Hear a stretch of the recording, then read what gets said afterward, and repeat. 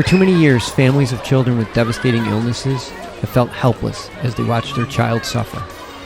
Today, they're taking matters into their own hands and finally finding relief treating their child with cannabis. This is one family's story.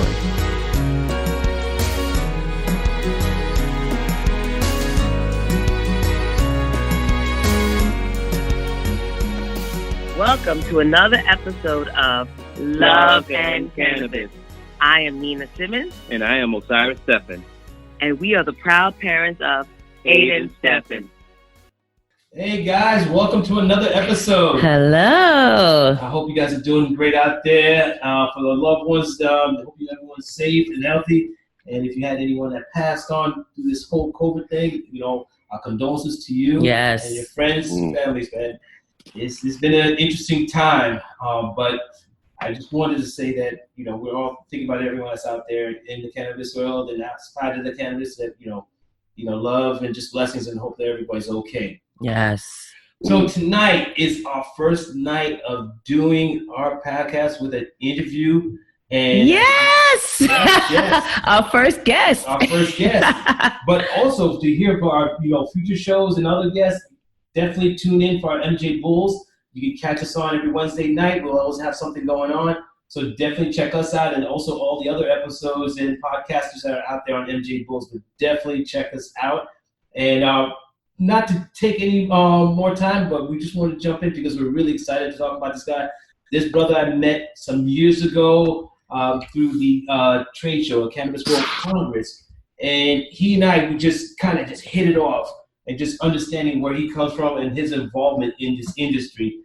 Currently, he's now the National Director of Outreach for the Edified PAC. He's also the National Director of Veterans Outreach. He was also the founder of Bridge H2O LLC. And he's a New Jersey resident. This guy is the guy. If you want to get into the New Jersey realm, this is the man you need to go through to talk to, really get an understand of the landscape. I mean, wealth of information, good friends with the Governor Murphy, also knows all the mayors in New Jersey.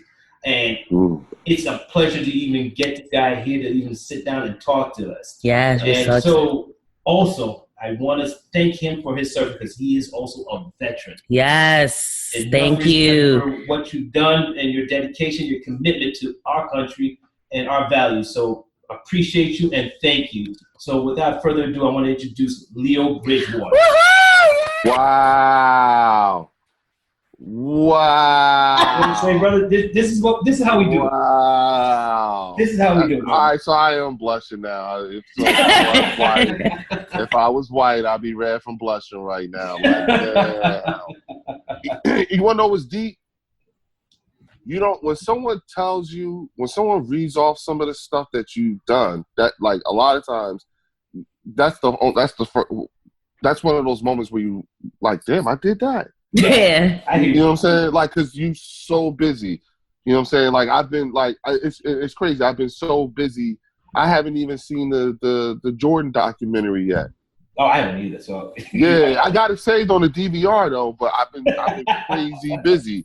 It's been Zoom meeting, conference call, emails, stuff like that. So when I get a chance to have this kind of an interview, you know what I'm saying? It's like, So thank you for letting me be the first guest and everything like that. And thank you for wearing that damn shirt. I love it. It looks good on you. It is beautiful. Yes, I am a bona fide Philadelphia Eagles fan. Yeah, so let's get that straight right now. No problem. I'm in New York. I'm a Giants fan, so we can work out. We can work that out. Okay, I just want to point that out. Okay, go ahead, Osiris. Anything else? Yes. Hello. Yo, so I mean, I'm thinking back. We've known each other about, I'd say about 3.5 years now. Going back since the first show that we met. Is it? It feels long. Well, these cannabis years is dog years, man. Yeah. These are serious dog years, and so I think that. Damn, Osiris, I think you're right. Yeah, we met back in 2017. The first one in New York. Yeah. And then we see each other ever since.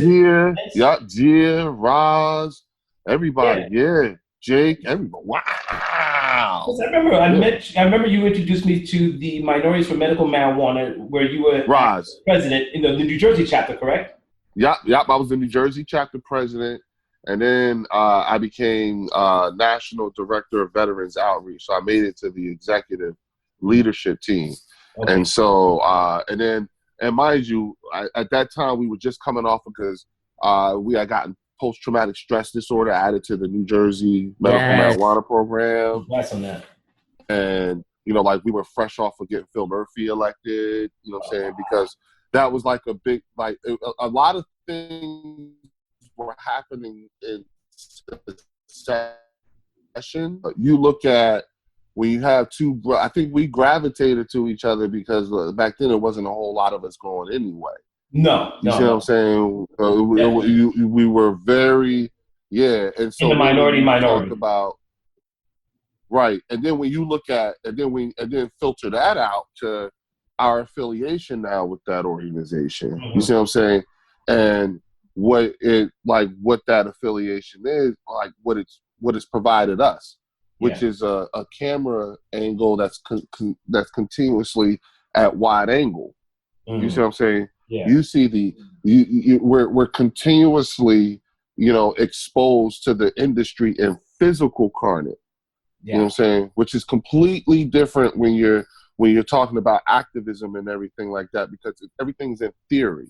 You see what I'm saying? There's not very many people who are going from the theoretical, political arguing to actually being amongst the actual real movers and shakers. And so it kind of, one of the things I give people, the analogy that I give people is that there's a couple of them. The first one is that everybody in the United States is building their teams like a football team. They got their quarterbacks, their O-line, their wide receivers, their tight ends, their fullback, and they're going to run a West Coast shotgun offense.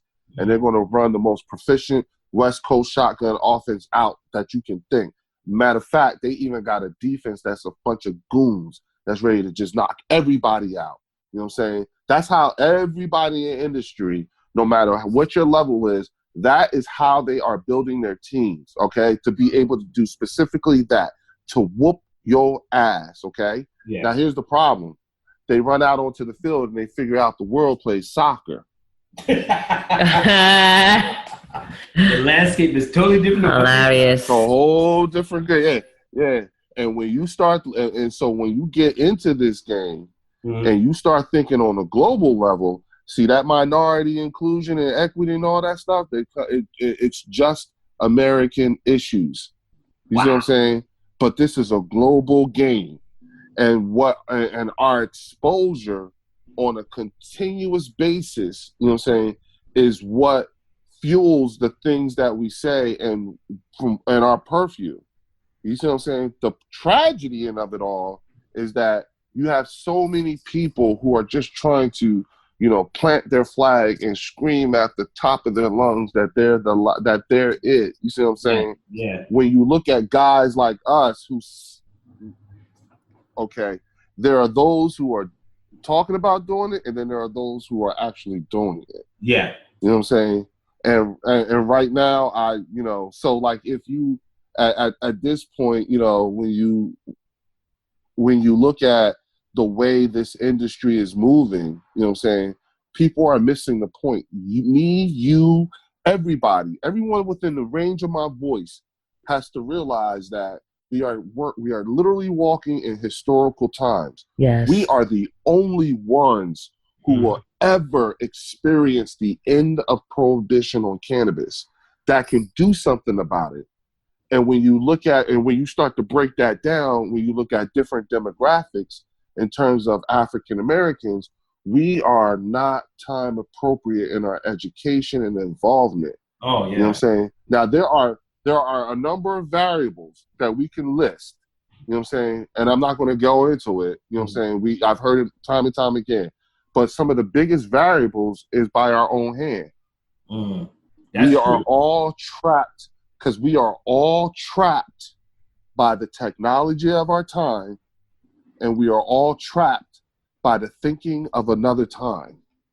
You got a point. You see what I'm saying? And so when you look at, and so for our people, you know what I'm saying? But see, for us, you know what I'm saying? What the way that translates visually, you know what I'm saying, is we see the industry on a macro and micro level because of what happens at the CWCB Expo. Okay. You see what I'm saying? We're exposed to, because we're exposed to plant touching and ancillary. Yeah. We see it all. We also are exposed to art. So we have the science, technology, engineering, art, and math. And not STEM, but STEAM. And don't forget the decision makers. That's well, okay, so now we gonna break that down even further. Because see, the thing is that, you know what I'm saying, because of that affiliation, I sit on the advisory board for the CWCB Expo. And so that position, you know what I'm saying, puts me indoors where I'm sitting next to people like, you know, Bruce Linton, you know what I'm saying? We know Jeff Whalen, you know what I'm saying? Yeah. We know like these, and these are not like some like, yeah, you know what I'm saying? And, you know, like even Christian Ralph Ayanuzzi and all them. Like, these are people whom we, hey, you know, Vestivola, you know what I'm saying, Hadley Ford, I know them all. Like, we, you know what I'm saying? And we have and here's what's interesting is I have very matter-of-fact conversations with these people.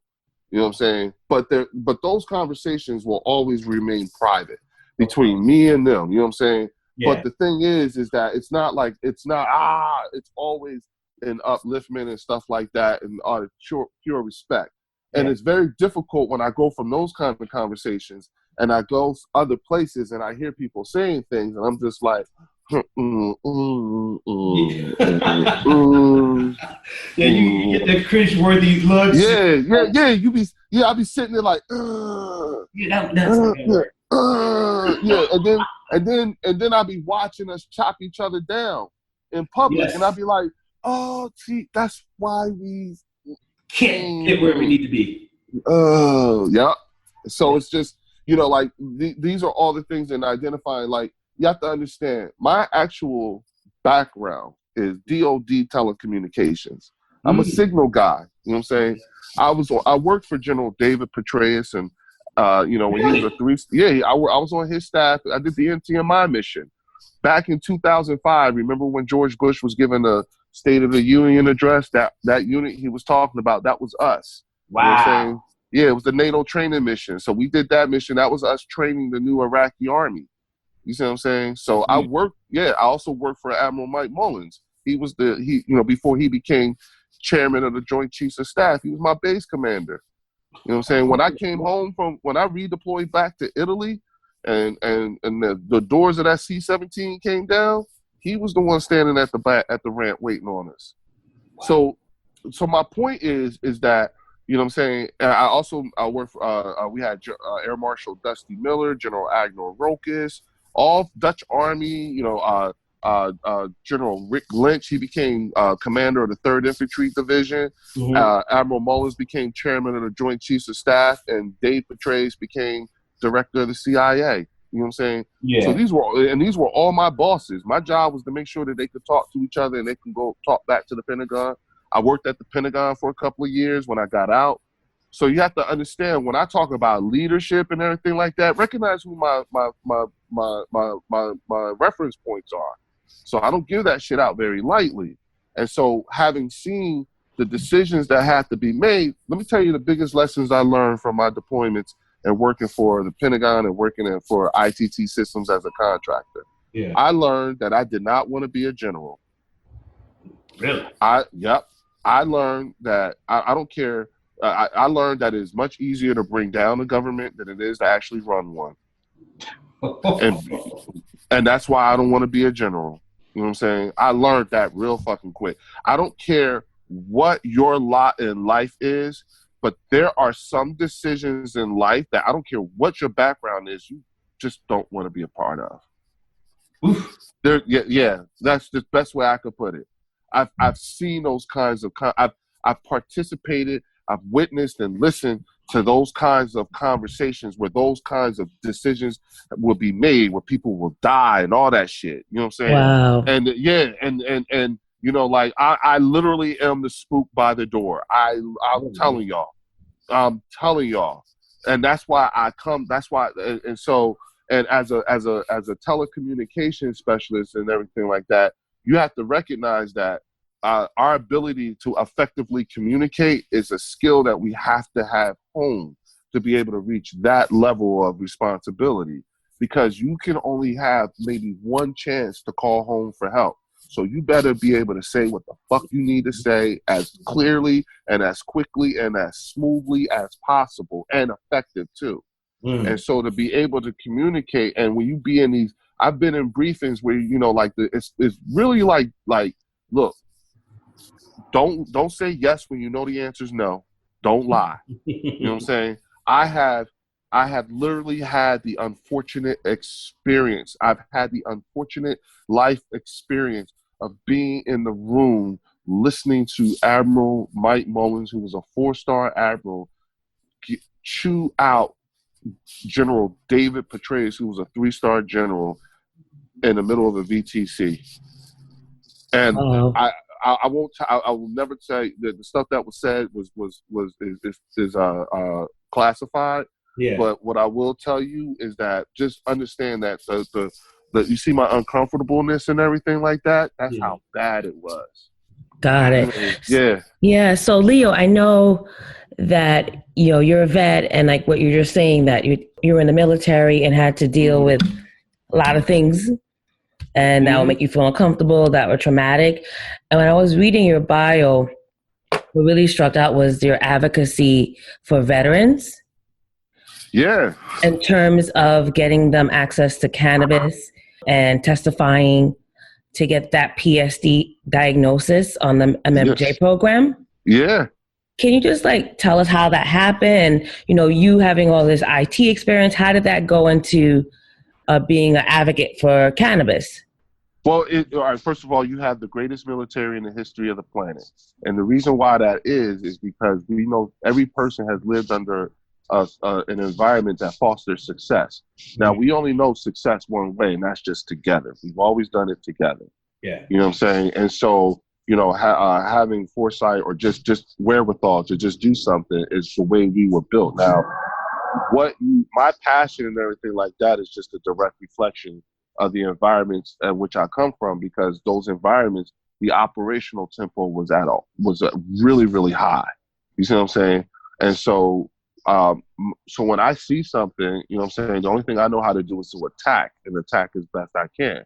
Got it. Okay. As best I can. So that's where my motivation comes from. It's just you know, like, if I know people who would see who would see this whole thing and be like, damn, Bridgewater, what kind of shit show y'all running here? And so I'm reacting to that. You see what I'm saying? If First Sergeant seen our barracks, we'd be in trouble. That being said, like a lot of people, I got into this because either something happened to me or somebody I love. In this particular instance, I started losing friends who were to suicide. And I actually had a hand in helping one and talking one down. You know what I'm saying? And so, and mind you, this man happened to be one of the finest soldiers I've ever had the honor of serving with. You know what I'm saying? And to hear him in this state that he was in, you know what I'm saying? Because he was medically discharged and he was on opioids and everything like that. He was suicidal. Yeah. And listen, when this call came through, you know what I'm saying? It was like at 11 o'clock, 1 o'clock in the morning. My wife is sitting on the couch crying because she's frozen, you know, like, and I'm screaming. I'm trying to get him to, you know, he answered his phone. You know what I'm saying? We prayed the whole 9 yards. Then he hung up on me. 10 minutes later, cops called me and said, we got him. You know what I'm saying? Yup. Took him to the hospital. He called me and thanked me the whole 9 yards. Wow. That like that. And I'll be trying to tell people, like, yo, that 22 veteran suicides a day, that shit is real. Like, it's real. Yeah. It's real. Well, yeah, I saw that. So 22 veterans commit suicide a day. That's national or is global? Yeah. No, it's national, and it's 5 a week in New Jersey. Wow. Yeah. It's like people are not, like, people don't really understand the gravity of this whole situation. Look, they passing them pills out at the VA like it's fucking candy. See, and it's still it's temporary. Like you should see how the fuck this is. It's like, and check this out, y'all. 22 is the number they settled on. It could be more. That's what you're saying. Listen, right now, you have more Vietnam veterans who have come home and committed suicide than died in the war. Wow. And it's heartbreaking. Yeah, check this out.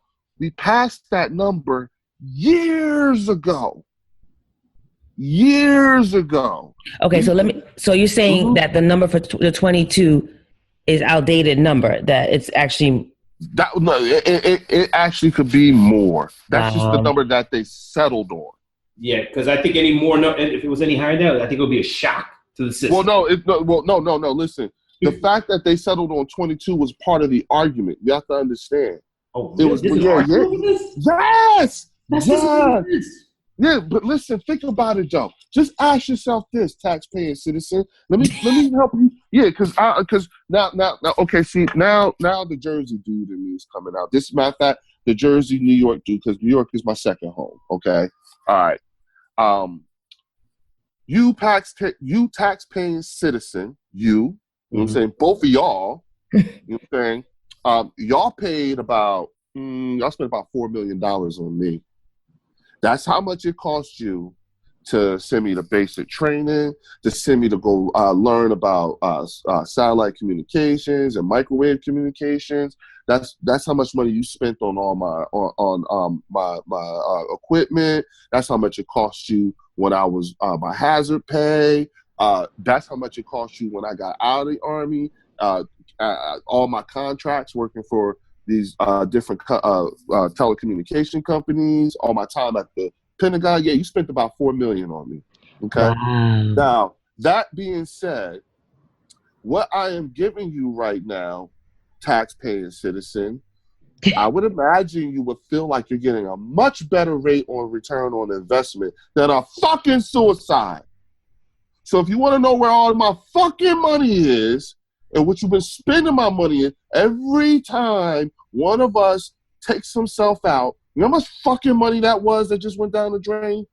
Wow.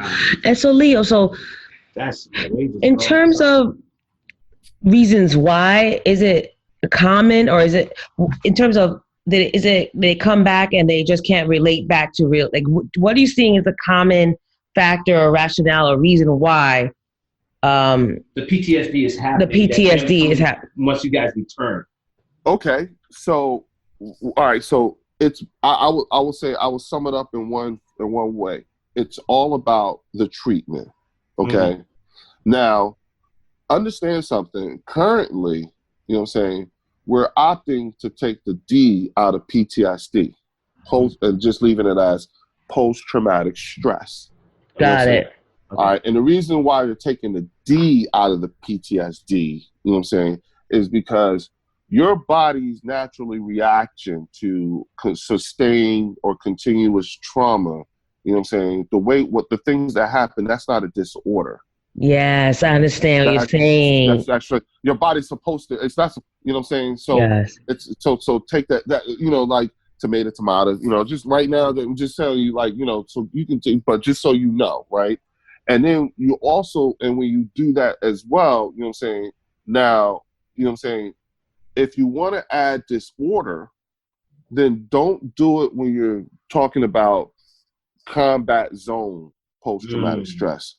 But I will say you can use it when it comes to urban post-traumatic stress, because the disorder is where you look at, that's what we living in. Yeah. You know what I'm saying? I think post-traumatic stress disorder is not a human condition. I think post-traumatic stress disorder is a environment. And we are not looking at the numbers correctly. We don't know how to read what's in front of us. For instance, and I'll give you an example. Trenton, New Jersey is 7 square miles. Okay, you have about 110 10,000 people packed into about 5 square miles of that, okay? Okay. Now, this is the capital city of the second wealthiest state in the country, okay? And out of that 100,000 people, 58,000 people were of voting age, okay? And for whatever reason, only 38,000 people were registered to vote, all right? Now, out of that 38,000 people, guess how many people actually voted in the last election? I can only imagine. 8,000. 8,000, yup. Wow. Yup. So Now, listen, this is what it looks like when majority of the people have literally checked out of their most basic of civic responsibilities, and that is just voting. That shit is free. It's open all day and late at night, all that shit. And none of these people do that shit. And it ain't even the old people, because you don't have to convince them. They vote. That's who the 8,000 is, majority of it. You know what I'm saying? That's what, you see what I'm saying? Yeah. So now, you see what I'm saying? But what that is that's symptomatic of an environment that is fostered nothing but post-traumatic stress disorder. That's what the disorder is. It's the environment as a whole. These people out here shooting each other, not even 20 yards from where I'm sitting at right now in the back of my house. 4 days ago, somebody got shot in the middle of the street. For what? You see what I'm saying? So it's almost like you're going back to war here. Yeah, exactly. I see it all. You see what I'm saying? I hear it all. But the thing is that I am, and interestingly enough, I am, unusually comfortable. It's just, you know what I'm saying? Yeah, I am actually comfortable. You know what I'm saying? I'm just like, yeah, okay, shit. If you can hear it, it's too late. You ain't gonna get it. That's how I was in Baghdad. Yeah, I swear to God. And you know what's even crazier for me too is that the years that I was in Baghdad, you know what I'm saying? I was there to see the Transitional National Assembly take their seats. The Iraqi people voting for the first time. All that shit. Yeah, I seen all that. You know what I'm saying? I've met Jalil Talabani, the first president after Saddam. I was there when all that shit was going down in Baghdad. You know what I'm saying? Yes. I was running let me tell you something, dude. When I was running some really wild missions. So that's why when I come back here and we talk about leadership and everything like that, I'm looking at, particularly when it comes to us in this industry, our leadership is not time appropriate.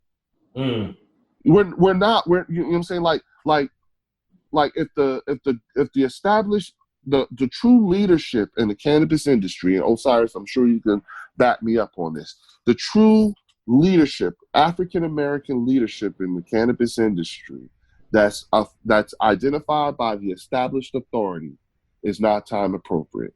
So if the governor of New Jersey or the governor of New York wants to send a message to all black people or people of color in the cannabis industry, they're going to go to Oprah Winfrey, Michael Jordan, and Al Sharpton. Yeah. Okay. Yeah. And Jay-Z, the king of the and Jay-Z, the king of the blacks. Okay. Okay. Listen to me. Oprah Winfrey, Michael Jordan, Al Sharpton, and Jay-Z are not Oprah Winfrey, Al Sharpton, Michael Jordan, and Jay-Z in the cannabis industry. I mean, we know who they are, but they ain't that. That's not who you go to. Like if you want to know, if you want to talk about policy and things that affect us and everything like that, they are not the ones that you go talk to. You know what I'm saying? And so rather than you, and so, if you're going to do something, if you're going to truly enact progress, you see what I'm saying, or be influential, you got to, when people look under the hood, they're going to need to see what you've done. And so when you talk about, getting post-traumatic stress disorder added as a qualifying condition to the New Jersey medical marijuana program, that was some pretty historical shit. But then you turn around and then we found out last week that the case that I'm a part of, that was suing the Department of Justice, was dismissed with prejudice out of the Southern District of New York City, saying, last week. So now we're going to the Supreme Court. So we just found out. You got to refresh my memory about that case. That's the one, me, Marvin Washington, Jose Balin, Alexis Bartel, we're suing Sessions. You know what I'm saying? That one, that case, yeah. So now we just found out like a week or two ago we're going to the Supreme Court. Wow. So to make cannabis unconstitutional as a Schedule I drug. Oh, and yes. You know what I'm saying? Because don't make. And this is the thing about what I've learned about having that veteran voice, particularly when it comes to the cannabis industry. Because when I'm inside the State House or the Capitol, they talk to me different than they talk to you. Yeah. You see what I'm saying? And I had to learn how. And what I had to learn to do is I had to learn how to get my talking points right. You know what I'm saying? Be able to say to me and be very direct. You know what I'm saying? Yeah. And a lot of times, just like, look, here's the what is, because I go in when I'm around these people, when I'm around the governor, when I'm around the senator, whoever, you know what I'm saying, particularly these people, I be in brief mode. Mm-hmm. I talk to him like I would be talking to Albert Mullins or General Petraeus. Strategic. You know what I'm saying? I give him the what is, because because the thing is that, see, we all can say what we want to say. You know what I'm saying? This is, again, lessons I learned from working for these type of men and watching them make these types of decisions. And we can say whatever we want to say, but it's different when you're sitting in that chair. And that's why they say heavy is the head that wears the crown. Be careful what you ask for. You know what I'm saying? People say to me all the time, "Oh, Leo, you should run for office." Hell no. Are you kidding me? Shit. No. I'm good. No. I don't even do the if I. You know what I'm saying? Would you want to be the person in charge during this shit right here? It's not really? Yeah, exactly. You know what I'm can't. saying? You gotta be cold. Exactly. You gotta be ice. You gotta have ice in your veins to do this. Some real hard decisions To be made. Saying? Some life decisions are being made right now. Yeah. And I have had the unfortunate, I've had the experience of being in a room when this type of war, okay? You know what I'm saying? I have seen and done the worst that man can do to man. You know what I'm saying? And so I've learned not to be very cavalier. I think people are very cavalier in the way, and some of the things that they say and the terminology that they use and whatnot, not fully understanding. And again, also not fully understanding where we are at this time in time in these historical days. This is crazy. It is that. So just thinking about it now, putting everything together in the sense of especially looking in New Jersey, looking just in general across the board as cannabis has been unfolding. When you talk about social equity and your prison reform programs, that they're looking to minimize, basically the laws around cannabis being caught with a certain amount, that you get a ticket. But then how about those who are already in prison, been serving those times when there was a 3 strikes you're out rule during the Clinton era and Ronald Reagan's eras? What's happening with them? Are they going to be allowed to be out? What's going on with it now, period? All right, so let's look at it again. Let's take that whole scenario, okay, and let's look at it from another camera lens for a hot second, okay? And I know you'll be able to follow me on this. The decision makers, you know what I'm saying, all of them. You have 2 types of decision makers that's in office right now. You got Flintstones and you got Jetsons. Okay. Now, and listen, those 2 designators, they actually transcend race, religion, gender, and more importantly, the most important thing that those designators transcend, they also transcend age, because it's some young ass Flintstones, okay? And there are a lot of Jetsons who are pretending to be Flintstones because it's more profitable for them, i.e. Kevin Sabat and them with Rand. You see what I'm saying?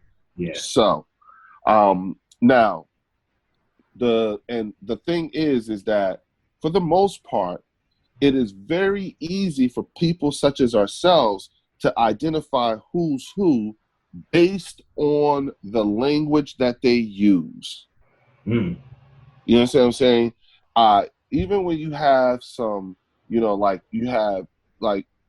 I'll give you a perfect example. Here's the language, okay? The tell me who wrote this ballot question, okay? You could tell based on this question in New Jersey for our ballot. When I finished telling you, I want both of you to tell me who do you think wrote it, a Jetson or a Flintstone, okay? Okay. Now, here's the question. I'm ready. Should the state of New Jersey tax and regulate a form of marijuana called cannabis for usage for persons over the age of 21? That sounds like a Flintstone. Yep. It sounds like an oxymoron. A form of marijuana called cannabis. What is that? I had to think. That's why I didn't answer. I'm like, that sounds like a Flintstone. Like, it's the same plant. What do you? Well, no. See, what it is that it's actually cannabis. Yeah, exactly. So but you so Flintstone in your thinking. You gave the derogatory term exactly the proper term place. You know what I'm saying? If you was gonna say that shit, then you should have said a form of cannabis called marijuana. There you go. Mm-hmm. You see what I'm saying? That's how that tells you that's how they think about this shit. That's how little they think of this shit. Totally. And it's also indicative of the monumental amount of education that is going to be required. And not to get this shit voted in, but to actually properly regulate this shit. The person who came up with that fucking question is probably going to have some sort of say-so on how this shit is regulated or who's a decision maker. That's what I'm talking about. That's scary. And yes, exactly. That's one of the reasons why the shit is not working right. So again, when you talk about this whole equity thing, people only keep it, when they talk about equity, they're only talking about business. When I talk about equity, I talk about all the shit that I see, like I see at the expo and everything, but I also want some equity in the governance of this shit. Yeah. I want equity in the enforcement of this shit. Yeah. I want inspectors that look like me. I want application readers that look like me. Yeah. I want people who approve these applications that look like me. I want all of it. You understand what I'm saying? Like, I want everything from seed to fucking soul, like all that shit to law. Yeah. Because the thing is that where we like the problem with the difference.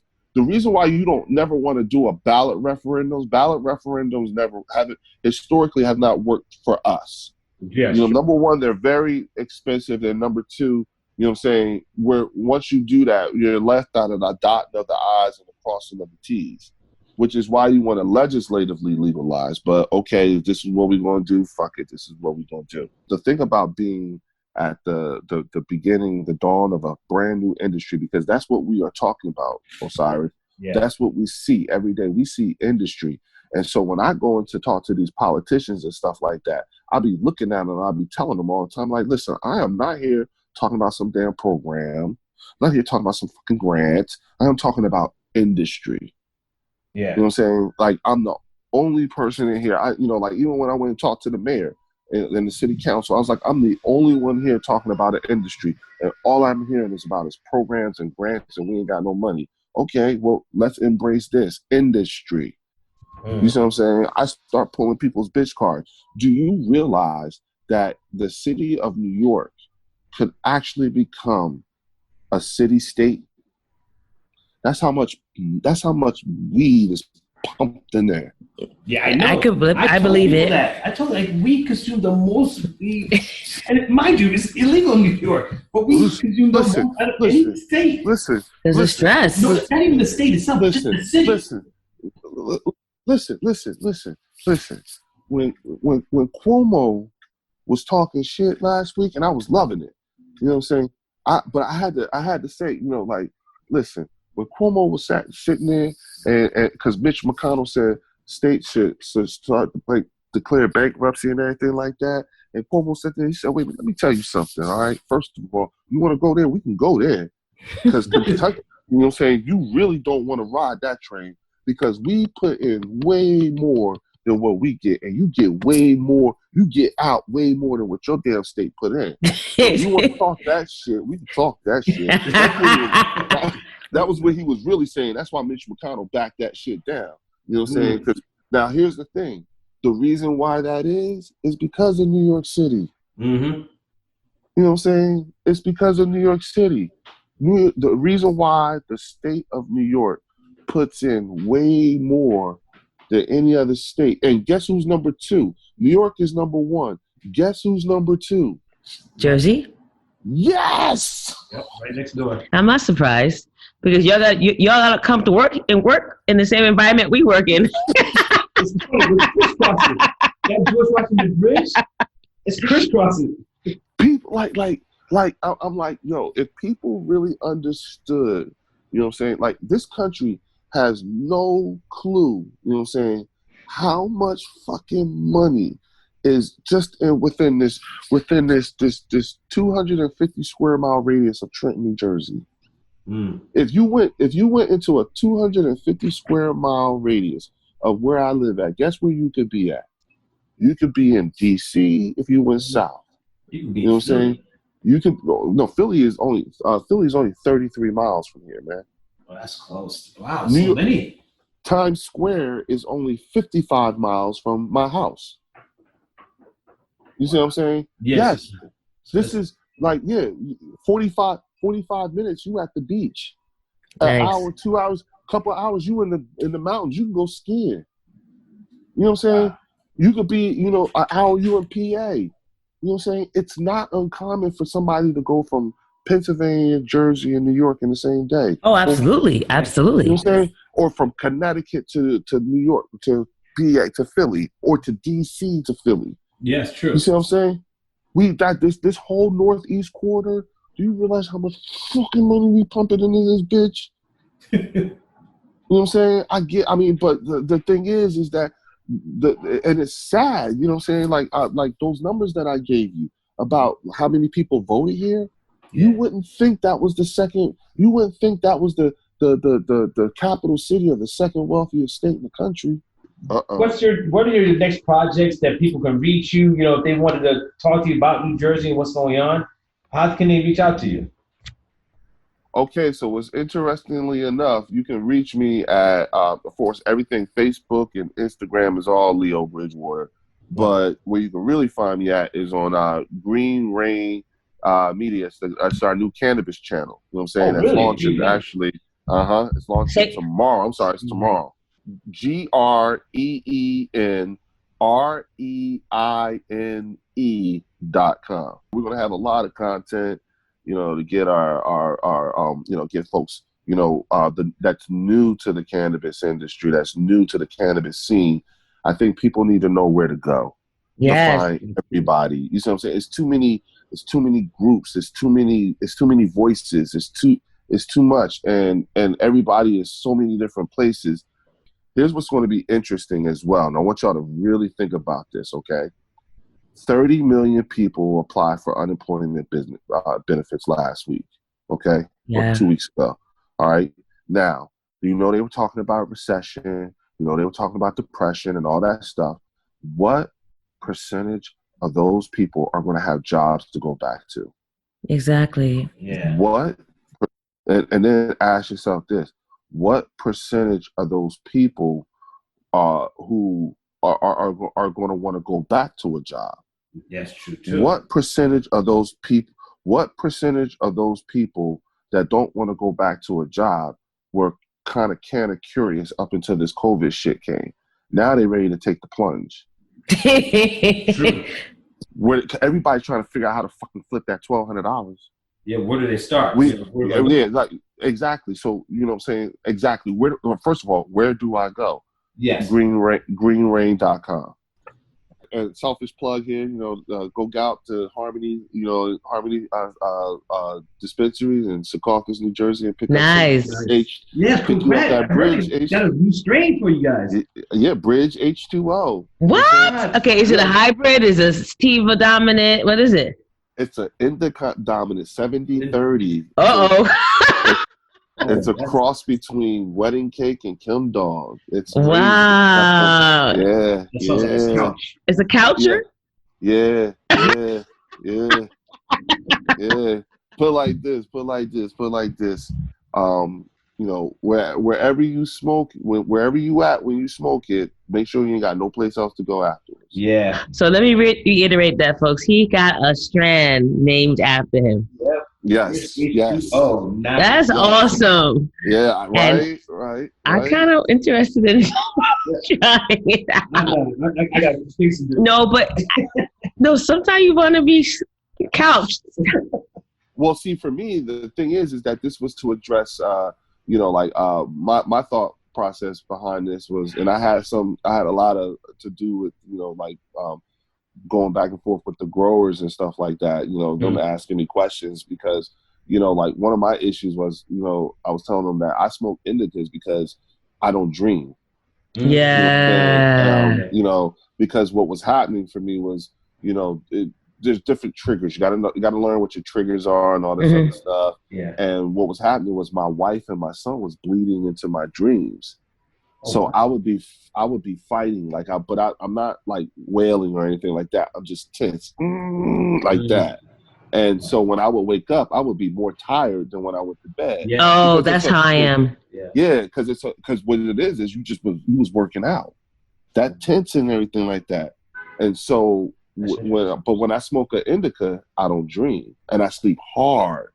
I think I could relate to you, Leo, in that sense, because I wake up more exhausted and you suffer from night terrors. And then I have like night terrors and stuff, so it's not. Dude, that's what it is. And so listen, think about it. If you think about the activity of the night terror, the activity of your body, that's a fucking workout.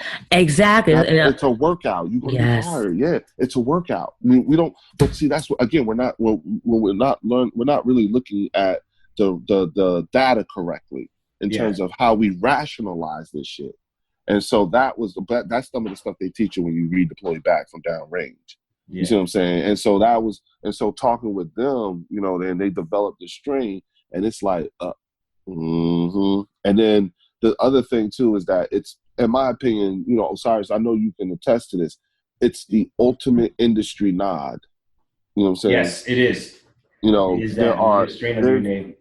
going to be generations of cannabis consumers who are not going to really know who Jack Herrera is, but they know that name, they know that strain. That's true. You know what I'm saying? That is so true.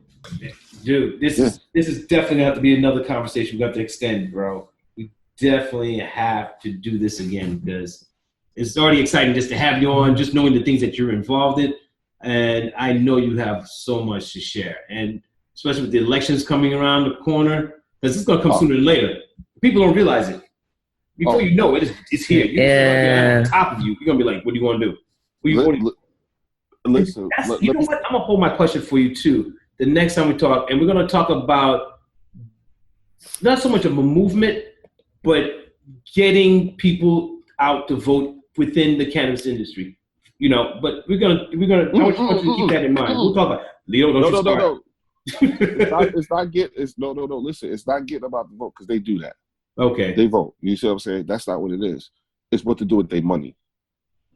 Then let's talk about that. That's gonna be our next. That's a nice topic. Let's go with the next topic then. Like in the realm of politics. That's what to do with their money in the realm of politics, and when to make phone calls. You got to literally give them what to do.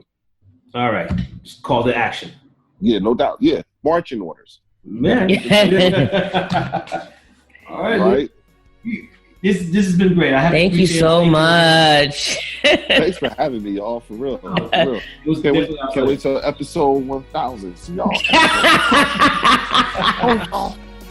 Definitely. We're gonna stay in touch, man. Thank you again. All right. Later, y'all. Later. Good night.